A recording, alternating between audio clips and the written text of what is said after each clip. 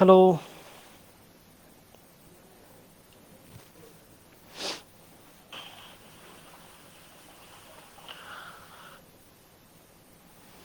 খুবই হতাশাজনক যে আমাদের ক্লাসটা কেটে গেছে। এর ব্যাপারে তারা সতর্ক না। His lessons. ওকে, আমরা কোথায় ছিলাম? আমরা হচ্ছে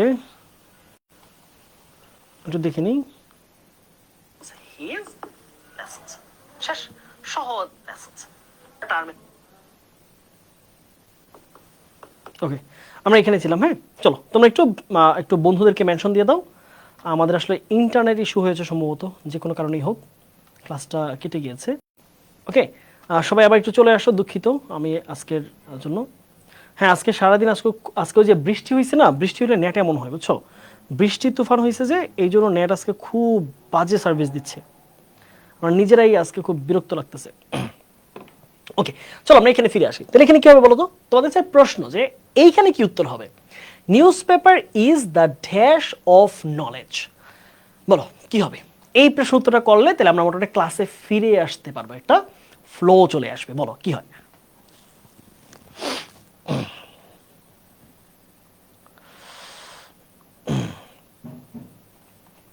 স্টোর হাউস। গুড। কি হবে? স্টোর হাউস মানে কি? ভান্ডার। ভান্ডার। তাহলে কি হবে এই জায়গায়? Newspaper is the storehouse. Newspaper is the store house of knowledge. Store house.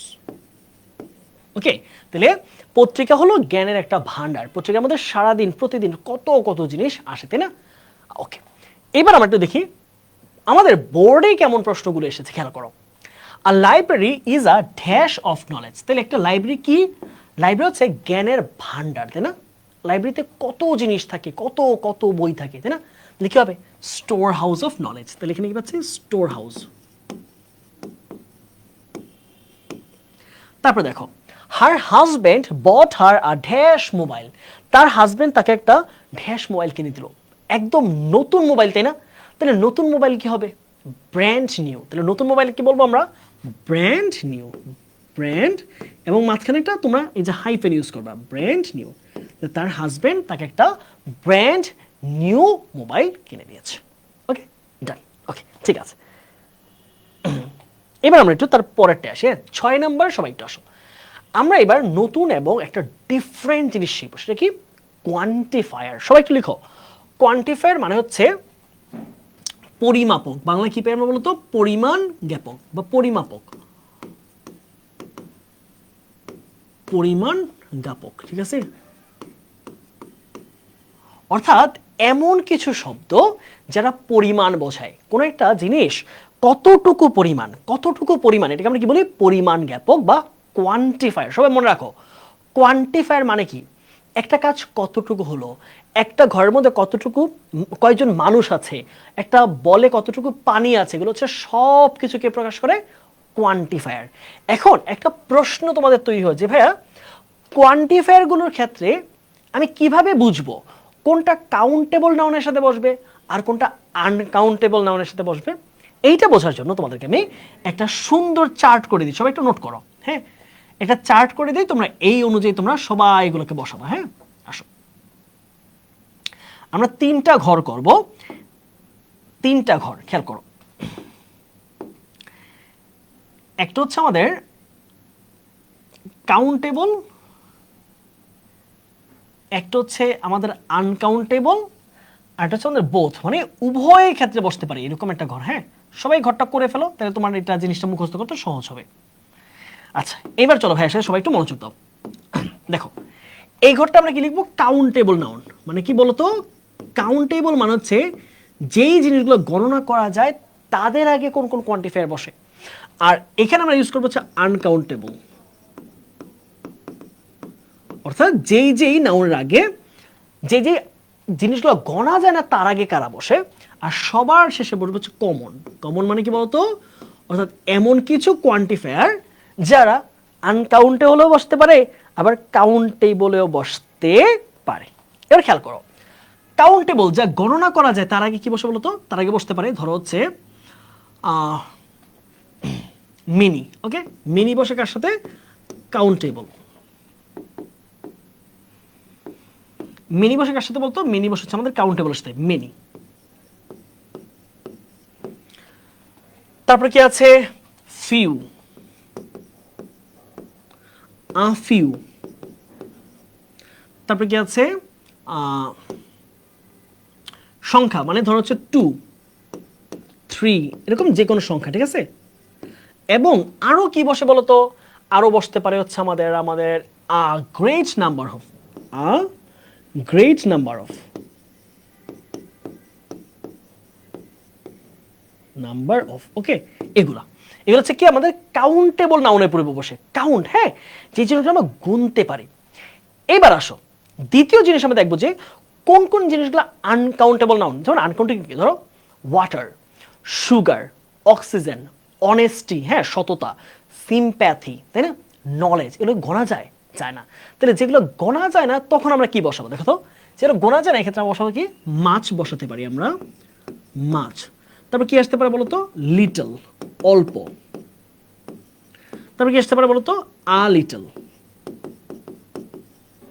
তারপর কি আসবে? ধরো সংখ্যা আসবে না, কোনো সংখ্যা কিন্তু আমাদের আনকাউন্টেবল আসবে না।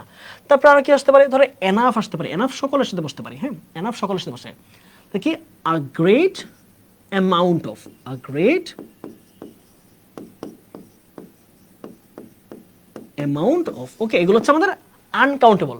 এখন আসো কমন, মানে সবার সাথে কে বসতে পারে? সবার সাথে বসতে পারে হচ্ছে সাম, অল, সেভারেল। তারপর হচ্ছে আ লট অফ, লটস অফ, ওকে। তারপর হচ্ছে ইনাফ। তাহলে তোমরা একটু মনে রাখবা, ধরো তুমি যার আগে কাউন্টার বসাচ্ছ, তুমি খেয়াল করো, তুমি একটা কোয়ান্টিফায়ারকে কার পূর্বে বসাইতেছো? যার পূর্বে বসাচ্ছ সে কি কাউন্টেবল, মানে তাকে গোনা যায়? সে কি আনকাউন্টেবল, তাকে গোনা যায় না? নাকি নাকি মানে তুমি চাইলে কমনটা বসাইতে পারবা, তাই না? আচ্ছা, যেমন দেখো ভাইয়া, তোমাকে একটা এক্সাম্পল দিয়ে জিনিসটা ক্লিয়ার করি, চলো। যেমন ধরো বললাম যে গ্লাসে বা এই গ্লাসটায় অনেকটুকু পানি আছে, তখন কি বসাইবা? যে there is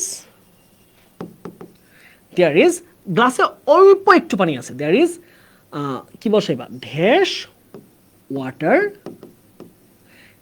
in the glass, in the glass. দেখো কোন একটা, এই যে আমি যে পানি, খেয়াল করো তুমি উত্তরটা কিভাবে করবা?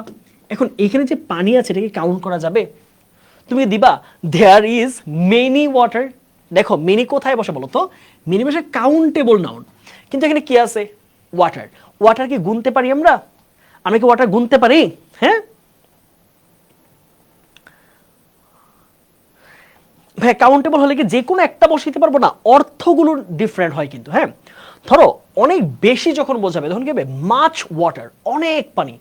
যখন অল্প একটু হবে, আ লিটল ওয়াটার, অল্প একটু পানি।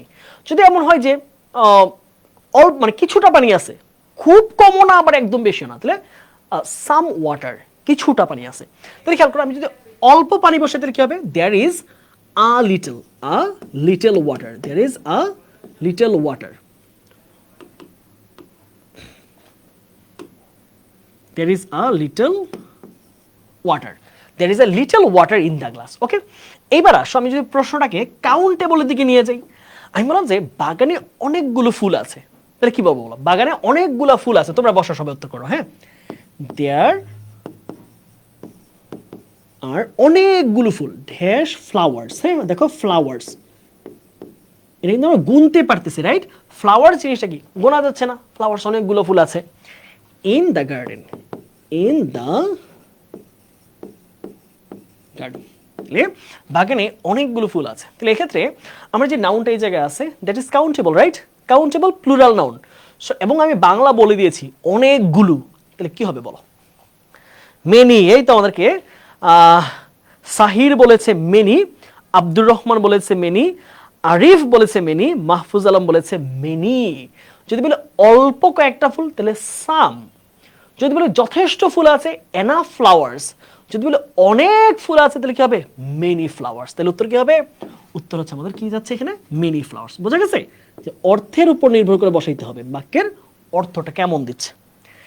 এবার আমরা একটু পূরণ করার চেষ্টা করি তো কি বলছে দেখো, there are dash villages in our country. আমাদের দেশে কি অল্প, দেখো তুমি নাউনটা খেয়াল করো আগে, এটা কি নাউন বলো তো, কাউন্টেবল নাউন, মাথায় রাখতে হবে কাউন্টেবল নাউন।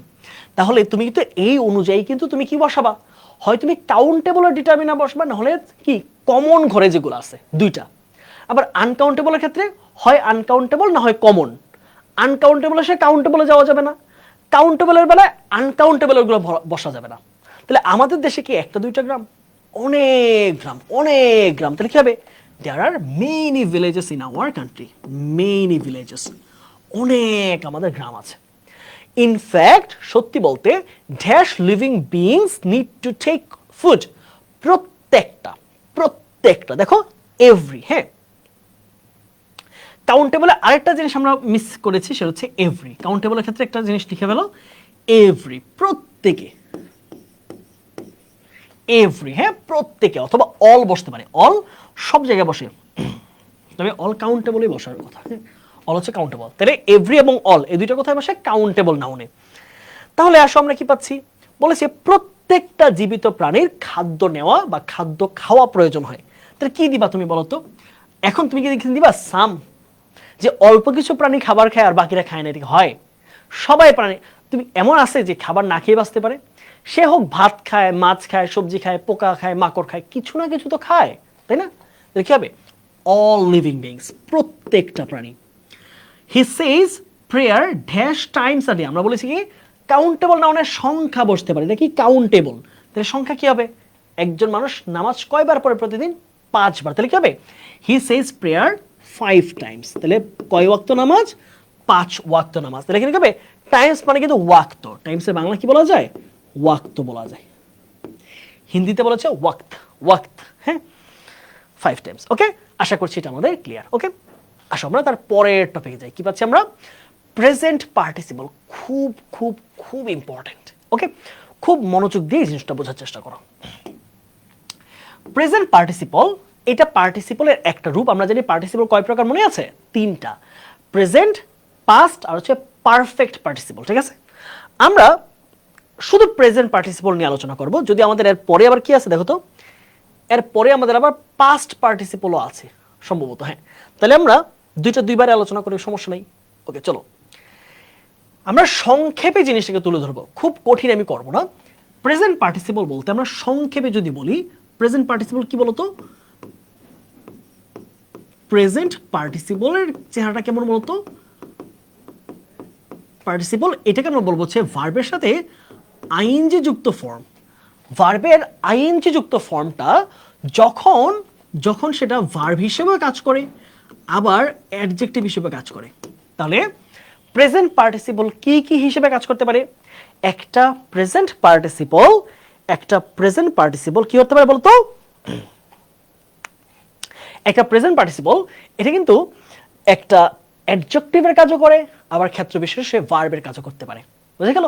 তাহলে প্রেজেন্ট পার্টিসিপল ক্ষেত্র বিশেষে অ্যাডজেক্টিভ, ক্ষেত্র বিশেষে ভার্বের কাজ করে। এখন দেখো আমরা একটা এক্সাম্পল দিয়ে ব্যাপারটা ক্লিয়ার করি। চলো, সাধারণত কোন একটা কাজ চলমান বোঝায়, কোন একটা কাজ চলমান অবস্থা বোঝায়, কোন একটি কাজ চলমান অবস্থা বোঝায়, কোন চলমান পরিস্থিতি বোঝায়, চলমান অবস্থা বোঝায়, হ্যাঁ চলমান অবস্থা বোঝায়।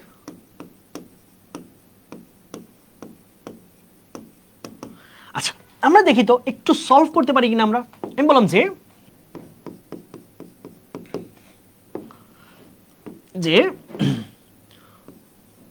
we saw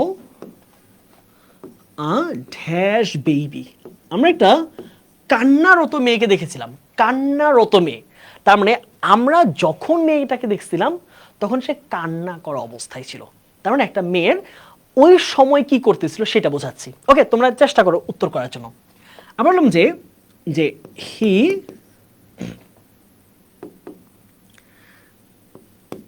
he saw a dash girl, সে একটা ড্যাশ মেয়েকে দেখলো। অর্থাৎ ভার্বের সাথে আইএনজি বসে এমন সিচুয়েশন হবে, একটা কাজ চলমান অবস্থা বোঝাচ্ছে, সে একটা ড্যাশ মেয়েকে দেখলো। অথবা আমি বললাম যে I witnessed I witnessed a dash man. অথবা উইটনেস দিয়ে যে I talked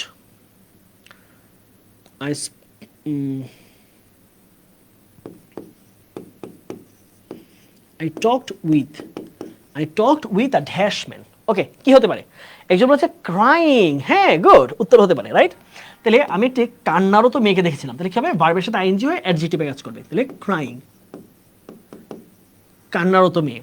তাহলে হি স আ ড্যাশ গার্ল, সেটা নৃত্যরত মেয়েকে দেখছে, নাচতেছে এমন কেউ, তাই তো? তাহলে কি হবে? ডান্সিং। আমার এখানে কি হতে পারে? I talked to a dash man, আমি একটা এমন মানুষের সাথে কথা বললাম। কেমন মানুষের সাথে কথা বললাম? আমি একজন ওয়াকিং মানুষের সাথে, হাঁটতেছে এমন একজন মানুষের সাথে আমি কথা বললাম। অর্থাৎ আমি যখন মানুষের সাথে কথা বলতেছি সে হাঁটা অবস্থায় আছে, হয় না? জগিং এ গেলে, বাজারে যখন যাচ্ছিলা, তাই না? তাহলে কি হয়? হাঁটা অবস্থায় কথা বলি, তাহলে কি একটা সিচুয়েশন বোঝাচ্ছে। তাহলে ভার্বের সাথে আইএনজি যুক্ত হয়ে কি হবে? একটা চলমান সিচুয়েশনকে বোঝাবে, ঠিক আছে? মুভমেন্টকে বোঝাবে।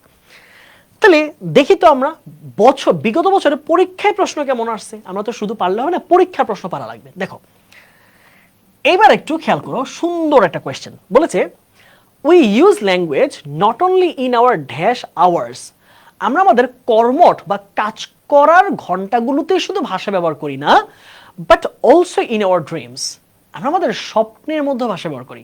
তাহলে আমাদের কাজ করা ইংলিশ কি মনে আছে?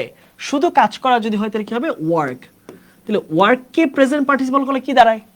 ওয়ার্ককে প্রেজেন্ট পার্টিসিপল, কাজ করা থাকা অবস্থার সময়, কাজ চলমান অবস্থার ঘন্টাগুলো, কাজ চলমান, অর্থাৎ এই যে আমি কিন্তু ওয়ার্কিং আওয়ারে আছি এখন আমার, তাই না? আমি এখন ক্লাস নিচ্ছি, আবার রাতে ঘুমালে আমি আমার ড্রিম স্টেটে থাকবো বা ঘুমের অবস্থায় থাকবো, তাহলে কি হবে? Working hours. আওয়ার্স যেহেতু দেওয়া আছে তাহলে শুধু ওয়ার্কিং হবে, কি হবে? Working. Dash adulterated food people get sick, হ্যাঁ, অর্থাৎ এই যে কি বলা যায়, দূষিত খাবার খেয়ে মানুষ মারা যায়, এক্ষেত্রে প্রেজেন্ট পার্টিসিপল হয়। দূষিত খাবার খেয়ে, তাহলে খাওয়া থেকে কি হবে? ইট থেকে ইটিং, তাহলে কি হবে? ইটিং অ্যাডাল্টারেটেড ফুড, কি হবে? ইট না হয়ে সরাসরি ইটিং, ভার্বের সাথে আইএনজি হয়ে কি হয়ে যাবে? প্রেজেন্ট পার্টিসিপল, ইটিং অথবা টেকিং। ওকে, টেক অর্থ কিন্তু খাওয়া অর্থ দিতে পারে, টেক অর্থ কি? খাওয়া। বুঝে গেল? প্রেজেন্ট পার্টিসিপল ভার্বের সাথে আইএনজি যুক্ত ফর্ম ব্যবহৃত হবে, ঠিক আছে? ওকে, তাহলে আমরা আশা করছি পারছি, বিগত বছর পরীক্ষার প্রশ্ন আমরা সলভ করতে পারলাম। এইবার আসলে একটু দেখি পাস্ট পার্টিসিপলটা কখন ইউজ করব। ওকে, আসো আমরা পাস্ট পার্টিসিপল একটু আলোচনা করি। দেখো পাস্ট পার্টিসিপল কখন ইউজ করবো আমরা, হ্যাঁ প্রথম দেখি আমরা একটু পাস্ট পার্টিসিপল জিনিসটা কেমন। হ্যাঁ, পাস্ট পার্টিসিপল, ওকে, প্রথম ব্যাপার হচ্ছে এটা যে V3 ফর্ম। ভার্বের কোন নাম্বার ফর্ম বলো তো?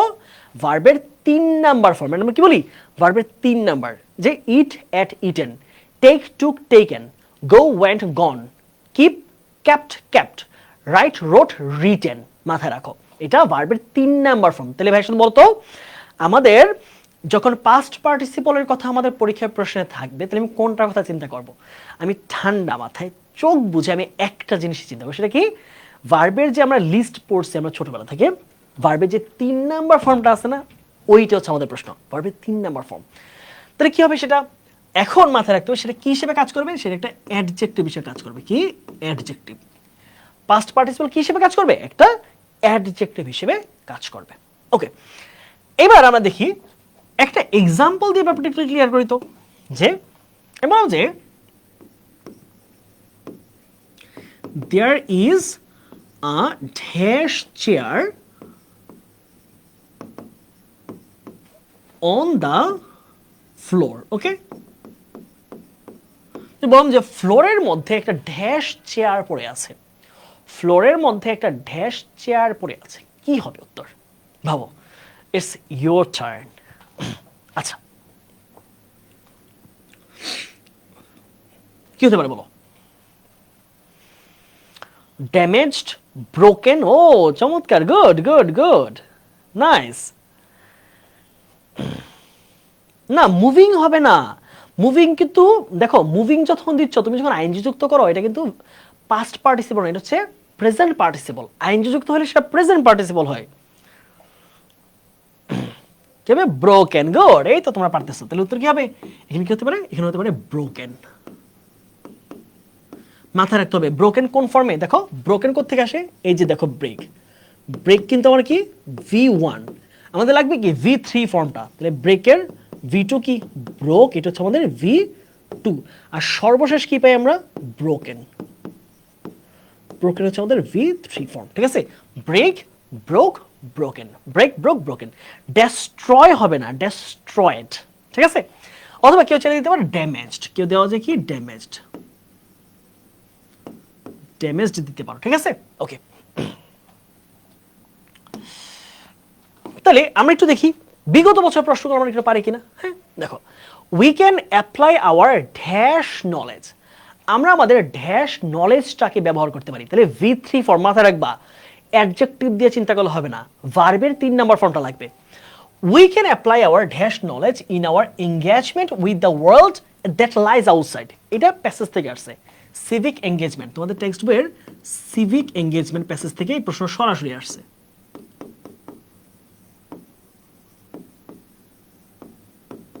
বলো কি হবে? আমরা আমাদের অর্জিত জ্ঞান, হ্যাঁ বলো, খালি ইংলিশ কি ভাইয়া? খালি ইংলিশ হচ্ছে empty, empty, an empty vessel sounds much, আছে না যে খালি কলসি বাজে বেশি। কি হবে? আমরা আমাদের অর্জিত জ্ঞান, তাই না? আমরা কি হতে পারে? আমাদের অর্জিত জ্ঞানটাকে ব্যবহার করতে পারি। অর্জিত ইংলিশ কি হবে? আর্ন, কি বলতো? আর্ন হচ্ছে অর্জন করা, এটার V3 ফর্ম কি আর্নড। তাহলে কি হলো? এটা V3 হয়ে গেল। আবার তোমরা চাইলে দিতে পারো অ্যাকোয়ার, অর্থ জানো অ্যাকোয়ার অর্থ কি? অ্যাকোয়ার শব্দের অর্থ কিন্তু অর্জন করা, কোনো কিছু পাওয়া, তাই না? তাহলে কি হবে এখানে? অ্যাকোয়ার্ড। আমরা আমাদের অ্যাকোয়ার্ড বা অর্জিত জ্ঞানকে আমাদের বাহিরের বা বাহ্যিক পৃথিবীর সাথে কাজে লাগাইতে পারি, ব্যবহার করতে পারি, ঠিক আছে?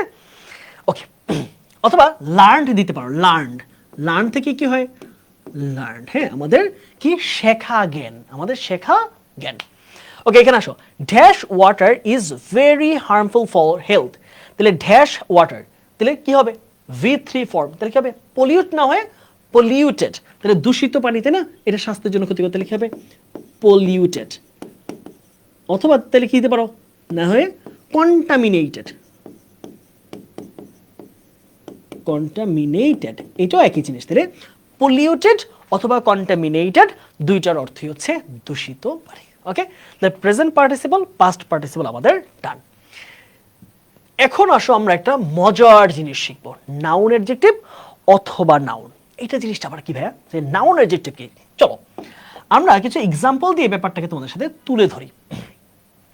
একটা সেন্টেন্স দেখি, হ্যাঁ বললাম যে হি is a college teacher, college teacher।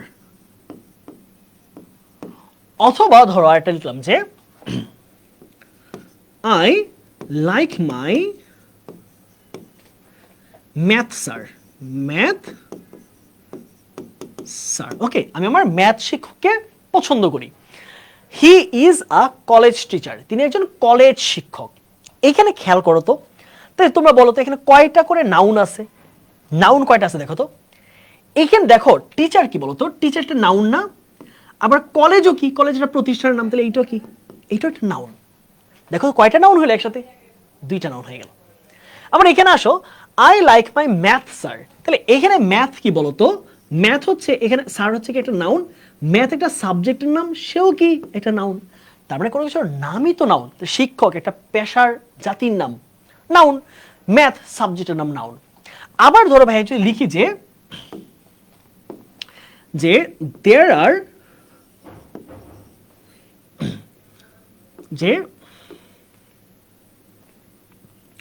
যে our village people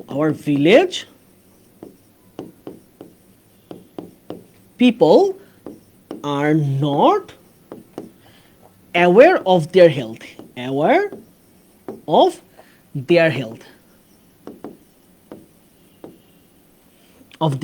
ঠিক আছে? এখন খেয়াল করো, এই জায়গায় চিন্তা করো তো, এই যে ভিলেজ, ভিলেজ কি? ভিলেজ নিজেও একটা নাউন, আবার এই যে পিপল সে নিজে একটা নাউন। তার মানে হচ্ছে কখনো কখনো দুইটা নাউন একসাথে বাক্যের মধ্যে বসতে পারে। দুইটা নাউন যদি একসাথে বাক্যে বসে তাহলে মাথায় রাখবা আমাদের যে দ্বিতীয় অংশটা আছে এইটা নাউনের কাজ করলেও আমরা জানি কি নাউনকে আরেকটা নাউন মডিফাই করলে এইটা কিন্তু এটাকে মডিফাই করছে, তাহলে সে কি হয়ে যাবে, সে হয়ে যাবে অ্যাডজেক্টিভ। তাহলে তার নাম আমরা কি দিব, যেহেতু নাউন থেকে অ্যাডজেক্টিভ হয়েছে তার নাম কি হবে, নাউন অ্যাডজেক্টিভ। আবার এই ম্যাথ যেহেতু স্যারকে মডিফাই করছে তো এটা কি হয়ে যাবে, নাউন অ্যাডজেক্টিভ। আবার এখানে কলেজ যেহেতু টিচারকে মডিফাই করছে তাহলে এটা কি হয়ে যাবে, নাউন অ্যাডজেক্টিভ। বোঝা গেল?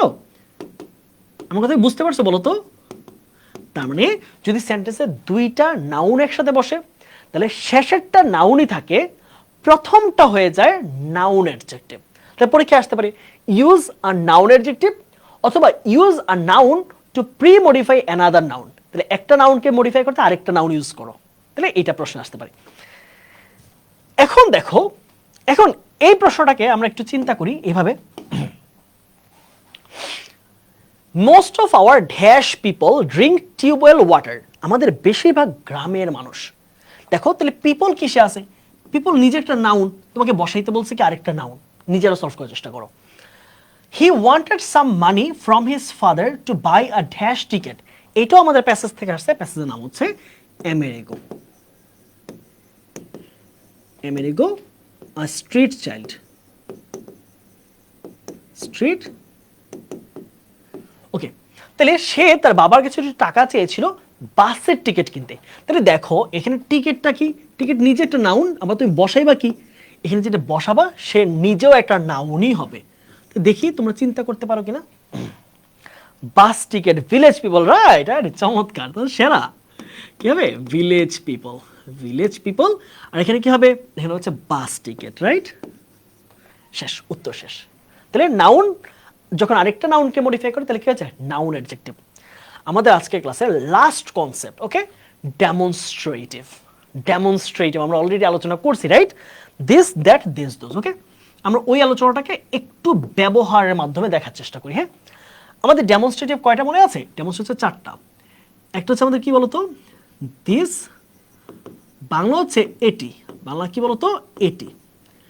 তারপর কি আছে বলতো, দিস, এগুলো, এগুলো। ওকে, এই দুইটা হচ্ছে আমাদের কি কাছের বোঝাতে। দুইটা কখন ইউজ করে বলতো, কাছে, হ্যাঁ, বা নিয়ার বোঝাতে, নিয়ার, কাছাকাছি কিছু। এবার আসো দ্যাট। দ্যাট কি বসাই যখন, দ্যাট হচ্ছে ওইটি, হ্যাঁ, দূরের, সিঙ্গুলার। আর দোষ কখন বসাই, ওইগুলো, দূরের অনেকগুলো, ওইগুলো। ওকে, এই দুটো কখন বসে বলতো, এগুলো হচ্ছে আমরা ফার বোঝাতে, হচ্ছে দূরের। তাহলে চিন্তা করো আমি যে সেন্টেন্সে আনি জিনিসটা কি দাঁড়াচ্ছে, যে সেই বইগুলো আমার। তাহলে কি বলবো, তাহলে আমি কি বলতে পারি, those books are mine, those, হ্যাঁ, those books, books are mine, ওই বইগুলো আমার। যদি দূরের একটা হয়, যে I know that tall man, আমি ওই লম্বা লোকটাকে চিনি, I know that tall man, আমি লম্বা লোকটাকে চিনি। ঠিক আছে, এখানে আসি যে সিঙ্গুলার হয় কাছের, তাহলে কি হবে, this man is very gentle, অথবা দিস বয়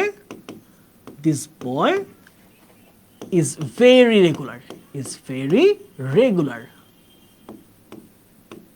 আর যদি সামনের অনেকগুলো হয় তাহলে কি বলবো, এই মানুষগুলো বা এই টিউবওয়েলগুলো হচ্ছে আর্সেনিক মুক্ত, দিস টিউবওয়েল, এই টিউবওয়েলগুলো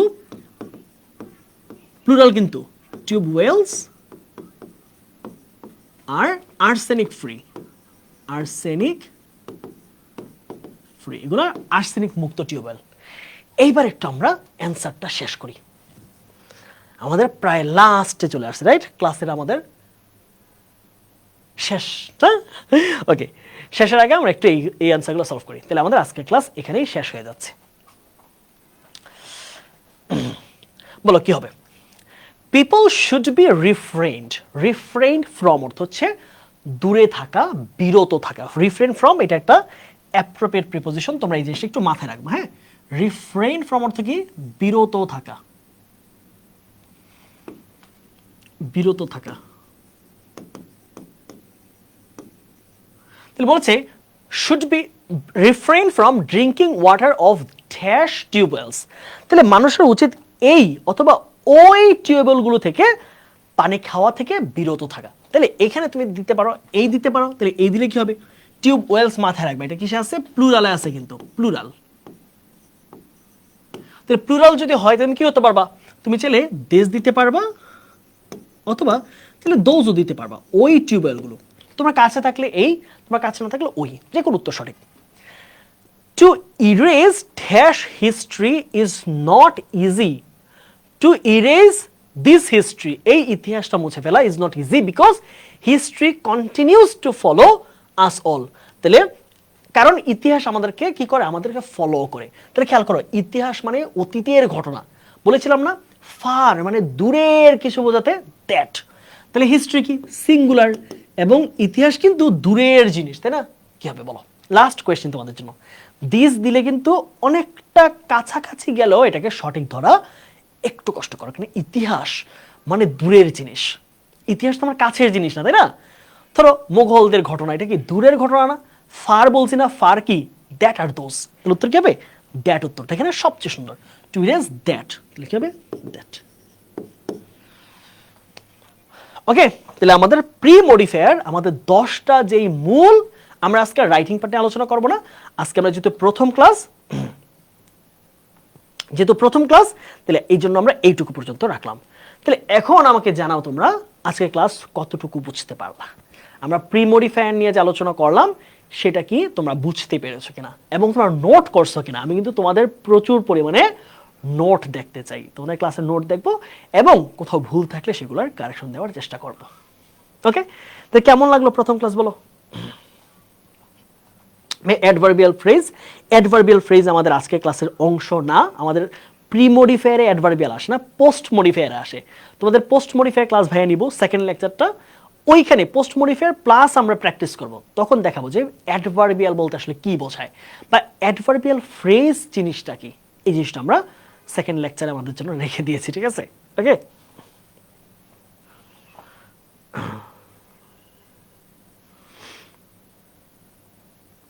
ওকে, তাহলে আমরা আশা করছি আজকে আমাদের এই লেকচার পর্যন্ত আমরা শেষ করছি। আমরা বিভিন্ন প্রশ্ন তোমাদের থেকে শুনবো। আমরা দ্বিতীয় লেকচারের জন্য প্রস্তুত হচ্ছি। দ্বিতীয় লেকচারে এই টপিকগুলো আমরা আবার শেষ করে দেব, ঠিক আছে?